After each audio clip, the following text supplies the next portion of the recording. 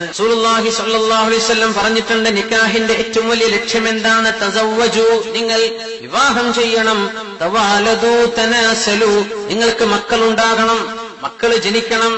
ഫഇന്നി മുബാഹിൻ ബികുമുൽ ഉമമ യൗമൽ ഖിയാമഹ, അന്ത്യനാളിൽ ഏറ്റവും കൂടുതൽ സമുദായമുള്ള ആളുകൾ, സമുദായമുള്ള നബി ഞാനാവണമെന്ന് ഞാൻ കൊതിക്കുന്നുണ്ട്.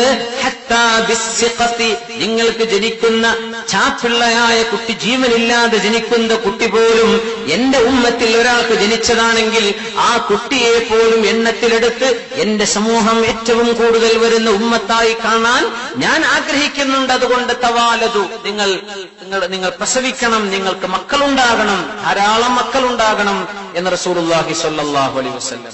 അപ്പൊ ഈ ബർത്ത് കൺട്രോളിന്റെ വിഷയമൊക്കെ ഇവിടെ ചർച്ചാ വിഷയങ്ങളാകാൻ പോവുകയാണ്, അല്ലേ?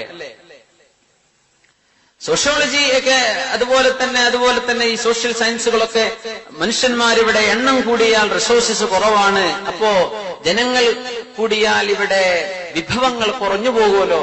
അങ്ങനെ അള്ളാഹുവിന്റെ കാഴ്ചപ്പാടിൽ അങ്ങനെ ഇല്ലേ ഇല്ല. നഹ്നു നർസുഖുകും വഇയ്യാഹും, ജനിക്കാൻ പോകുന്ന മക്കൾക്കും നിങ്ങൾക്കും റിസ്ക് ഞാൻ ഏറ്റെടുത്തിട്ടുണ്ട്. മനുഷ്യന്മാരുടെ അംഗസംഖ്യ കൂടുമ്പോൾ പ്രൊഡക്ടിവിറ്റി കൂടാണ് എന്ന യാഥാർത്ഥ്യം. കൂടാണ്. നമ്മൾ കഴിഞ്ഞ ഒരു 50 വർഷം പിന്നോട്ട് അല്ലെങ്കിൽ ഒരു 100 വർഷം പിന്നോട്ട് നോക്കുക, അന്നത്തെ ആളുകൾക്ക് ഭക്ഷിക്കാൻ ഉണ്ടായതിനേക്കാളും വിഭവങ്ങൾ ഇന്ന് കൂടിയിരിക്കുകയാണ്. എന്നതിന്റെ 10 മടങ്ങിലേറെ ജനങ്ങൾ ഇന്ന് ലോകത്തുണ്ട്. ബില്യൺ കണക്കിന് ആളുകൾ ലോകത്ത് ജീവിച്ചിരിപ്പുണ്ട്. പക്ഷേ ഭക്ഷണം എമ്പാടുമാണ്. ഒരു വിഭാഗം അത് വേസ്റ്റാക്കാൻ, അപ്പോ അവിടെ ഒരു ഭാഗത്ത് തടസ്സം വരുന്നുണ്ട്. പക്ഷേ പ്രൊഡക്ടിവിറ്റി കൂടാണ്. റിസ്ക് അല്ലാഹു തആല ഏറ്റെടുത്തതാണ്, അത് അല്ലാഹു കൃത്യമായി നൽകുന്നുണ്ട്. പക്ഷേ അതിന്റെ ഡിസ്ട്രിബ്യൂഷൻ, അതിന്റെ ഉപയോഗം, അത് മനുഷ്യൻ അല്ലാഹു ഏൽപ്പിച്ചതാണ്. അത് നമ്മൾ ശരിക്കും കൈകാര്യം ചെയ്താൽ ഇവിടെ റിസ്കിന്റെ ഒരു പ്രശ്നമേ വരുന്നില്ല. എത്ര ആള് വന്നാലും അല്ലാഹുവിന്റെ ഭൂമിയിൽ റിസ്ക് ഉണ്ട്. സുബ്ഹാനല്ലാഹ്. ശറഇന്റെ കാഴ്ചപ്പാടിൽ തന്നെ ഒരു ഭാര്യ ഭർത്താവ് തമ്മിലുള്ള ശാരീരികമായ ബന്ധപ്പെടൽ പോലും അതിന്റെ ആകത്തുക എന്താണ്? സ്വാലിഹീങ്ങളായ മക്കൾ ജനിക്കാനാണ്, അല്ലെ? മക്കൾ ജനിക്കലാണ്. ഇസ്ലാമും ഇതര മതവിശ്വാസങ്ങളും തമ്മിലുള്ള കമ്പാരിസൺ നടക്കാറുണ്ട്. സ്കൂളിലൊക്കെ അങ്ങനെ ചില വിഷയങ്ങളൊക്കെ ചർച്ച വരാറുണ്ട്. ഇപ്പോ ഇസ്ലാം എങ്ങനെയാണ് ഇത്തരം കാര്യങ്ങളെ വീക്ഷിക്കുന്നത്, മറ്റു ലിബറൽ ചിന്താഗതിക്കാരെങ്ങനെയാണ് ഒരു പുരുഷനും സ്ത്രീയും തമ്മിലുള്ള ശാരീരിക ബന്ധങ്ങളെ വീക്ഷിക്കുന്നത് എന്നിടത്ത് ചിന്തകന്മാർ അല്ലെങ്കിൽ ഇസ്ലാമിൽ നിന്ന് ഇസ്ലാം അന്യരായ ചില ആളുകളൊക്കെ ഇസ്ലാമിനെ സംബന്ധിച്ച് പറയാറുള്ളത് അങ്ങനെയാണ്. ഇസ്ലാമിൽ എന്ന് പറഞ്ഞാൽ അവിടെ ആ ഒരു physical interaction is aim to get born, കുട്ടികൾ ജനിക്കാൻ, മക്കള് ജനിക്കാനാണ് ഇവർ ശാരീരിക ബന്ധത്തിൽ ഏർപ്പെടുന്നത് എന്നാണ്. അതൊരു കലാപരിപാടിയാണ് എന്ന രീതിയിലാണ് ആധുനിക ഈ മനുഷ്യനെ അധർമ്മത്തിലേക്ക്, അധാർമികതയിലേക്ക് കൊണ്ടുപോകുന്ന സംസ്കാരങ്ങൾ പഠിപ്പിക്കുന്ന അങ്ങനെയാണ്. എന്തോ ഒരു സംഗതി. ഈ മുസ്ലിമിനെ സംബന്ധിച്ചിടത്തോളം അല്ലാഹു തആല നിക്കാഹ് നിശ്ചയിച്ചതിലൂടെ ഒരു പുരുഷൻ തന്റെ സ്ത്രീയെ സമീപിക്കുന്നത് അവന്റെ ശഹ്വത്ത്, അവന്റെ ശാരീരികമായ വൈകാരികമായ ആഗ്രഹങ്ങൾ തീർക്കാനാണ്. ശരി തന്നെ. പക്ഷെ അതിനപ്പുറം അതിന് മൗലികമായ ഒരു ലക്ഷ്യമുണ്ട്. അവർക്ക് സ്വാലിഹീങ്ങളായ മക്കൾ ജനിക്കണം. അതതിന്റെ ലക്ഷ്യമാണ്. അപ്പോ റസൂലുള്ളാഹി സ്വല്ലല്ലാഹു അലൈഹി വസല്ലം തങ്ങൾ തന്നെ ഈ വിഷയത്തിൽ വഫീ ബുൽഗി അഹദികും സദഖ, നിങ്ങളൊരാൾ സ്വന്തം ഭാര്യയെ സമീപിക്കുന്നതിലും നിങ്ങൾക്ക് സ്വതക്കയുണ്ട്, ധർമ്മമുണ്ടെന്ന് നബിയുനാ റസൂലുള്ളാഹി സ്വല്ലല്ലാഹു അലൈഹി വസല്ലം. അപ്പോ ചില സ്വഹാബികൾ ചോദിച്ചു, യാ റസൂലല്ലാഹ് അറഅയ്ത, അങ്ങ് പറഞ്ഞു തരൂ നബിയെ, യഅതി അഹദുനാ ശഹ്വത, ഒരു മനുഷ്യൻ തന്റെ വൈകാരികമായ ഒരു ആഗ്രഹമുണ്ടായപ്പോ തന്റെ ഭാര്യയെ സമീപിച്ചു, അവളുമായി ശാരീരിക ബന്ധത്തിൽ ഏർപ്പെട്ടു, അതിലവന് കൂലിയോ വയകൂനു ലഹു ഫീഹി അജ്ർ, അതിലെന്താ കൂലി കിട്ടാൻ മാത്രം എന്താ നബിയെ? അല്ലേ, ഭക്ഷണം കഴിക്കാൻ വിശന്നു, ഭക്ഷണം കഴിച്ചു, ഇതിലിപ്പെന്ത് കൂലി എന്ന് ചോദിച്ച പോലെ നബിയെ അതൊരു ശാരീരികമായ ആവശ്യമല്ലേ, അതിനിപ്പോ കൂലിയുണ്ടോ? ഞങ്ങൾ പറഞ്ഞു, അറഅയ്തും, നിങ്ങൾ എനിക്ക് ഇങ്ങോട്ട് പറഞ്ഞു തരൂ, ഇൻ വലഅഹാ ഫീ ഹറാം, അതൊരു ഹറാമിലാണ് ഇവൻ ഉപയോഗിച്ചതെങ്കിൽ അയകൂനു അലൈഹി വിസ്റുൻ, ആ ആൾക്ക് അതിന്റെ കുറ്റമുണ്ടാകുമോ എന്ന് റസൂലുള്ളാഹി സ്വല്ലല്ലാഹു അലൈഹി വസല്ലം. അപ്പൊ പറഞ്ഞു, സഹാബത്ത് പറഞ്ഞു, ശരിയാ നബിയെ, അത് ഹറാമിലാണെങ്കിൽ കുറ്റമാണ്, എന്നാൽ ഇത് ഹലാലിലായതുകൊണ്ട് ഇതിന്റെ പേരിൽ അയാൾക്ക് അല്ലാഹു പ്രതിഫലവും നൽകുമെന്ന് അഷ്റഫുൽ ഖൽഖ് സ്വല്ലല്ലാഹു അലൈഹി വസല്ലം. അപ്പൊ മൗലികമായ ലക്ഷ്യം അതാണ്. തനാകഹു തവാലദു, നിങ്ങൾക്ക് മക്കൾ ജനിക്കണം, അതിന് നിങ്ങൾ നിക്കാഹ് ചെയ്യണം എന്ന് റസൂലുള്ളാഹി സ്വല്ലല്ലാഹു അലൈഹി വസല്ലം. മക്കള് ജനിക്കാതിരിക്കാൻ എന്തെങ്കിലും ഒരു ഡോക്ടർ പറയാം, ഈ ഭാര്യയെ സംബന്ധിച്ചിടത്തോളം ഇനിയൊരു കുഞ്ഞ് ജനിക്കുന്നത് അവളെ സംബന്ധിച്ചിടത്തോളം വളരെ ഡേഞ്ചറസ്, അവളുടെ ആരോഗ്യം തകരാറിലാക്കുക മാത്രമല്ല, അവൾക്കൊരു അപകടം സംഭവിക്കും, മരണം പോലുള്ള അപകടങ്ങൾ സംഭവിക്കും എന്ന് ഒരു ഡോക്ടർ, ശരിക്കറിയാവുന്ന ഒരു ഫിസിഷ്യൻ പറയാം. അങ്ങനത്തെ ഒരു അവസ്ഥയിൽ മാത്രമേ ശറഅ് അവൾക്ക് ഗർഭനിരോധനം അല്ലെങ്കിൽ ഗർഭധാരണത്തെ ഇല്ലാതാക്കുന്ന രീതിയിലുള്ള ശസ്ത്രക്രിയയോ മറ്റോ ചെയ്യാൻ ശറഅ് അനുവദിക്കുന്നുള്ളൂ. അല്ലാത്ത പക്ഷം ഒരിക്കലും പാടില്ല. ഇത്ര വയസ്സ് കഴിഞ്ഞല്ലോ, ഇനിയിപ്പോ നിർത്തല്ലേ, പാടില്ല. സയൻസ് തന്നെ എന്താ പറയുന്നത്? ഗർഭപാത്രം എടുത്തു കളഞ്ഞാൽ ശരീരത്തിൽ അവിടെ മുതൽ ഒരു സ്ത്രീ രോഗിയാവുകയാണ്. എത്രയോ ചില രോഗങ്ങൾക്കൊക്കെ ഗർഭപാത്രം എടുത്തു കളയണമെന്ന് ഡോക്ടർമാർ പെട്ടെന്ന് പറയുന്നത് അവർക്ക് എളുപ്പമുള്ള പണിയാണ്. പക്ഷെ അതിന് വേറെ ഓൾട്ടർനേറ്റീവുകൾ ഉണ്ടെങ്കിൽ ഒരിക്കലും അത് ചെയ്യരുത്. കാരണം അള്ളാഹുവിന്റെ ഒരു ഫിത്രത്തിനെ മാറ്റാൻ, ഒരു പെണ്ണിന്റെ ശരീരത്തിൽ ഏറ്റവും കൂടുതൽ അവർക്ക് പ്രതിരോധം നൽകുന്നത് ഈ ശരീരത്തിന്റെ അവയവമാണ്. ഗർഭപാത്രം എന്ന അവയവത്തിലൂടെ അവർക്ക് ഏറ്റവും കൂടുതൽ ഇമ്മ്യൂണിറ്റി അള്ളാഹു നൽകുന്നുണ്ട്, പ്രതിരോധ ശേഷി രോഗങ്ങളോട്. ഗർഭപാത്രം എടുത്തു കളഞ്ഞാൽ അവിടെ മുതൽ ഷുഗർ ഇല്ലാത്ത പെണ്ണിന് ഷുഗറായി, പ്രഷർ ഇല്ലാത്തവൾക്ക് പ്രഷറായി, മറ്റു പ്രശ്നങ്ങളായി, വേദനകളായി, നിത്യരോഗിയായിട്ട് മാറുകയാണ്. അള്ളാഹു തആല എല്ലാവർക്കും ശിഫ നൽകുമാറാകട്ടെ. പക്ഷെ സ്വഹാബത്തിന്റെ കാലത്ത് ഗർഭധാരണം ഇല്ലാതെ അവർ സൂക്ഷിച്ചിരുന്നു എന്നൊക്കെ ഹദീസുകൾ വന്നിട്ടുണ്ട്. ഇപ്പോ എന്തെങ്കിലും മറ്റു ചില കാരണങ്ങൾക്ക് വേണ്ടി ശരീരത്തിൽ എന്തെങ്കിലും ഒരു മാറ്റം വരുത്തുകയല്ല. സ്വഹാബത്ത് പറഞ്ഞിട്ടുണ്ട്, കുന്നാ നൻസിഉ വൽ ഖുർആനു യൻസിലു എന്ന ഹദീസ് വളരെ പ്രസിദ്ധമാണ്.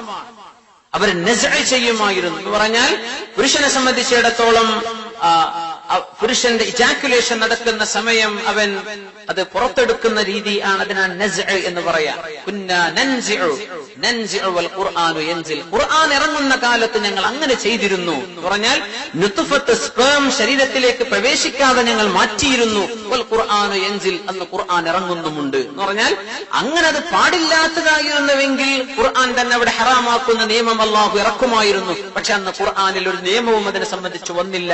ഞങ്ങൾ ഇങ്ങനെ ചെയ്യാറുണ്ടായിരുന്നു എന്ന് സ്വഹാബത്ത് പറഞ്ഞിട്ടുണ്ട്. അതിന്റെ അർത്ഥം അത് ശരിക്കും വളരെ ഫിത്രത്തിനോട് യോജിച്ച രീതിയാണ്, ശരീരപ്രകൃതിയോട് യോജിച്ച രീതിയാണ്. അവിടെ മറ്റൊന്നും സ്വീകരിക്കുന്നില്ല. ഒരു ഗുളികയോ ഒരു മരുന്നോ മറ്റെന്തെങ്കിലും ഉപയോഗിച്ച് ശരീരത്തിന് ഒരു മാറ്റവും നമ്മൾ വരുത്തുന്നില്ല. വളരെ സ്വാഭാവികമായ, വളരെ സേഫ് ആൻഡ് സെക്യൂർ, സുരക്ഷിതമായ രീതിയിൽ അവർ കൈകാര്യം ചെയ്തിരുന്നു എന്ന് ഹദീസിൽ വന്നിട്ടുണ്ട്. അതുകൊണ്ട് നസ്അ ജായിസാൻ, വിത്ഡ്രോ ചെയ്യുക എന്നാണ് വാക്കിന്റെ അർത്ഥം. അത് ജായിസാൻ. എന്നാൽ തന്നെയും റസൂലുള്ളാഹി സ്വല്ലല്ലാഹു അലൈഹി വസല്ലം പ്രോത്സാഹിപ്പിച്ചത് മക്കൾ ധാരാളം ഉണ്ടാകട്ടെ എന്നാണ്. ഹത്താ ബിസ്സഖത്ത്, ചാപ്പിള്ളയായി ജനിക്കുന്ന കുട്ടിയാണെങ്കിൽ പോലും ഞാൻ അവരെ എണ്ണത്തിൽ ചേർത്തുകൊണ്ട് ഞാൻ അഭിമാനം പറയുമെന്ന് റസൂലുള്ളാഹി സ്വല്ലല്ലാഹു അലൈഹി വസല്ലം. അപ്പൊ ഒരാൾ നിക്കാഹ് ചെയ്യുന്നത് തന്റെ ശാരീരികമായ വൈകാരികമായ ആഗ്രഹങ്ങൾ നിർവഹിക്കാനാണ്, പിന്നെ അയാൾക്ക് സ്വാലിഹീങ്ങളായ മക്കൾ ജനിക്കാനാണ്. ഇത് രണ്ടും സാധ്യമാകുന്നത് അല്ലാഹു തആല വലിയൊരു പ്രാർത്ഥന നമ്മെ പഠിപ്പിച്ചിട്ടുണ്ട് സൂറത്തുൽ ഫുർഖാൻ. ബിസ്മില്ലാഹിർ റഹ്മാനിർ റഹീം. والذين يقولون ربنا هب لنا من أزواجنا وذرياتنا قرة أعين واجعلنا للمتقين إماما. والذين يقولون, ഇങ്ങനെ ദുആ ചെയ്യുന്ന ആളുകളും അല്ലാഹുവിന്റെ ഏറ്റവും ഇഷ്ടപ്പെട്ട ഇബാദുർ റഹ്മാൻ, കാരുണ്യവാനായ അല്ലാഹുവിന്റെ സൃഷ്ടികൾപ്പെട്ടവരാണ്. വല്ലദീന യഖൂലൂൻ, ഇങ്ങനെ പ്രാർത്ഥിക്കുന്നവർ.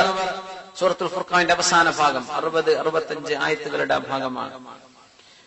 റബ്ബനാ ഹബ് ലനാ മിൻ അസ്വാജിനാ, ഞങ്ങളുടെ ഭാര്യമാരിൽ നീ ഞങ്ങൾക്ക് നൽകണമേ. വദുരിയാത്തിനാ, ഞങ്ങളുടെ മക്കളിലും നീ ഞങ്ങൾക്ക് നൽകണമേ. ഖുർറത അയുനിൻ, കൺകുളിർമയെ തരയണമേ. വജഅൽനാ ലിൽ മുത്തഖീന ഇമാമാ, മുത്തഖീങ്ങൾക്ക് ഞങ്ങളെ ഇമാമാക്കി തരയണമേ. സൂറത്തുൽ ഫുർഖാനിലെ 64-ാമത്തെ ആയത്തിൽ ഒരു ദുആ പഠിപ്പിച്ചു. വല്ലദീന യഖൂലൂൻ, ഇങ്ങനെ ദുആ ചെയ്യണം. റബ്ബന സ്രിഫ് അന്നാ അദാബ ജഹന്നം ഇന്ന അദാബഹാ കാന ഗറാമാ ഇന്നഹാ സാഅത് മുസ്തഖറൻ വ മുഖാമാ.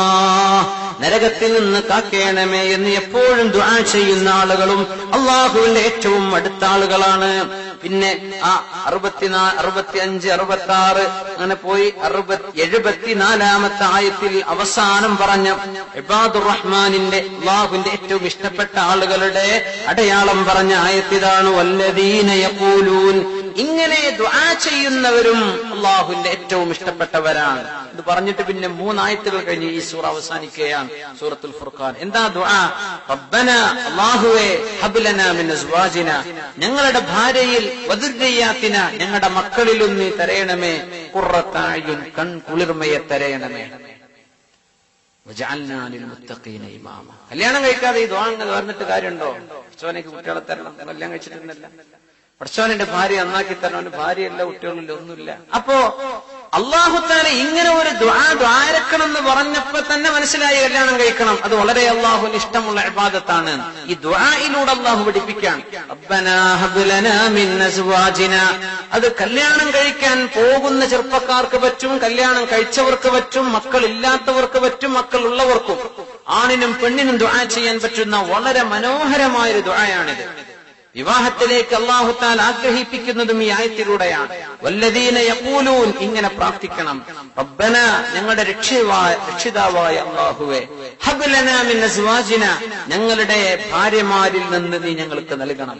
മിൻ അസ്വാജിന എന്ന് ഭാര്യമാർ ആയിരിക്കുമ്പോൾ ഞങ്ങളുടെ ഭർത്താക്കന്മാരിൽ നിന്ന് നൽകണം. അസ്വാജ് എന്നത് സൗജ് എന്ന വാക്കിന്റെ പ്ലൂരലാണ്. സൗജ് എന്ന് പറഞ്ഞാൽ ഭാര്യ എന്ന് അർത്ഥമുണ്ട്, ഭർത്താവ് എന്നും ഒരേ സമയം. സൗജത്ത് എന്ന് പറയേണ്ട ആവശ്യമില്ല. സൗജത്ത് എന്ന് പറഞ്ഞാൽ ഡെഫിനറ്റ്ലി ഫോർ ഫീമെയിൽ, അത് ഭാര്യ തന്നെ പറ്റൂ, ഭർത്താവ് എന്നോട് അർത്ഥം വരില്ല സൗജത്ത് എന്ന് പറഞ്ഞാൽ. പക്ഷെ സൗജ് എന്ന് പറഞ്ഞാൽ ഒരേ സമയം മുദക്കറുമാണ് മുഅന്നസുമാണ്, masculine and feminine at the same time. അതുകൊണ്ട് അതിന്റെ പ്ലൂരല അസ്വാജ്. ഭർത്താക്കന്മാർ, ഭാര്യമാർ, രണ്ടും അർത്ഥം വന്നു. നോക്കണം, അള്ളാഹുവിന്റെ ഒരു ദുആ പഠിപ്പിക്കുന്ന രീതി നോക്കൂ. അല്ലാഹു തആല ആ ഉപയോഗിച്ച വാക്ക് നോക്കൂ, അസ്വാജ്. ആ അസ്വാജ് എന്നുള്ള വാക്കേ ഈ അർത്ഥത്തിൽ ആണിനും പെണ്ണിനും പറയാവുന്ന വാക്കുള്ളൂ. സുബ്ഹാനല്ലാഹ്. അപ്പൊ പെണ്ണുങ്ങളും ദ്വാരക്കാം. ഭർത്താവ് മോശമാണ്, എന്റെ ഭർത്താവിനെ നന്നാക്കി തരണേ പടച്ചവനെ എന്ന് ദ്വാരക്കുന്ന പെണ്ണ് ഇത് ദ്വാരക്കണം. റബ്ബനാ ഹബ് ലനാ മിൻ അസ്വാജിനാ. ഭാര്യ മോശക്കാരിയാണ്, അവളെ നന്നാക്കി തരണമെന്ന് ആഗ്രഹിക്കുന്ന ഭർത്താവും ദുആ ചെയ്യണം. റബ്ബനാ ഹബ് ലനാ മിൻ അസ്വാജിനാ. കല്യാണം കഴിച്ചിട്ടില്ല, ചവനെ കൺകുളിർമയുള്ള ഭാര്യയെ തരയണമേ,